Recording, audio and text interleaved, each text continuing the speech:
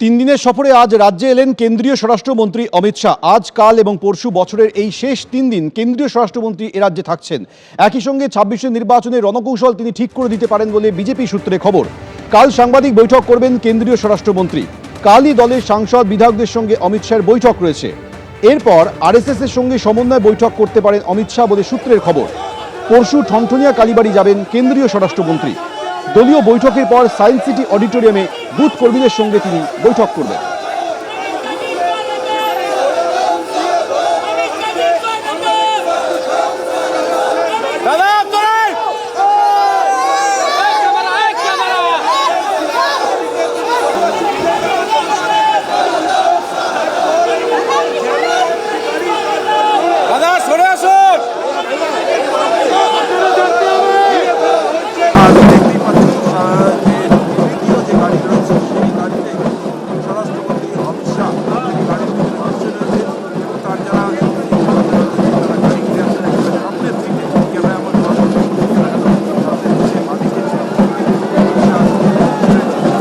এদিকে রাজ্যে পা দিয়েই বাংলায় পোস্ট করলেন অমিত শাহ। পশ্চিমবঙ্গ পরিবর্তনের জন্য সম্পূর্ণ প্রস্তুত। ৩ দিনের সফরে কলকাতায় পৌঁছেছি। বিমানবন্দরে কর্মী সমর্থকদের ভালোবাসায় অভিভূত। আগামীকাল বিজেপি পশ্চিমবঙ্গের কোর গ্রুপের সঙ্গে বৈঠক করব। নির্বাচন নিয়ে বিস্তারিত আলোচনা হবে। পরের দিন বিজেপি সাংসদ এবং বিধায়কদের সঙ্গে বৈঠক করব। কলকাতা মহানগরের উদ্যমী এবং শক্তিশালী দলীয় কর্মীদের সঙ্গে মত বিনিময় করব। এক্স হ্যান্ডেলে বার্তা কেন্দ্রীয় স্বরাষ্ট্রমন্ত্রী।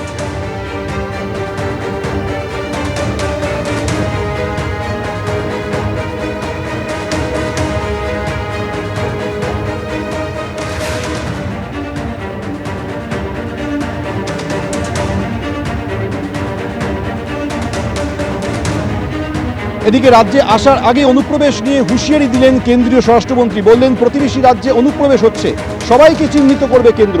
অনুপ্রবেশকারীদের চিহ্নিত করে ফেরত পাঠানো হবে। श्रीमद शंकर देव जी की भूमि पर कहना चाहता हूं, भारतीय जनता पार्टी का संकल्प है न केवल आसाम, पूरे देश से चुन चुन कर हम घुसपैठियों को निकालने का काम करेंगे। चुन चुन कर घुसपैठियों के प्रभाव में दबती जाती थी। नरेंद्र मोदी जी के नेतृत्व में यहां हेमंत विश्व शर्मा ने इस संस्कृति को घुसपैठियों से प्रभाव से मुक्त कर कर आज मृदंग और ताल की आवाज के साथ नामगढ़ में भक्ति संगीत सुनाई पड़ता है। অমিত শাহের যাতায়াত তো নতুন নয়। উনি তো ভোট এলেই এ রাজ্যে ডেলি প্যাসেঞ্জারি করেন। নরেন্দ্র মোদী, অমিত শাহ এরা তো ভোট এলেই ডেলি প্যাসেঞ্জারি করেন। আরো সব কারা কারা আসেন দিল্লি থেকে বা সারা ভারতের বিজেপি নেতৃবৃন্দ। নিট রেজাল্ট, বাংলার মানুষের দ্বারা ভারতীয় জনতা পার্টিকে প্রত্যাখ্যান। কেন প্রত্যাখ্যান? ১, আর্থিক বৈষম্য। ২, বাংলার অধিকার থেকে বঞ্চিত করা।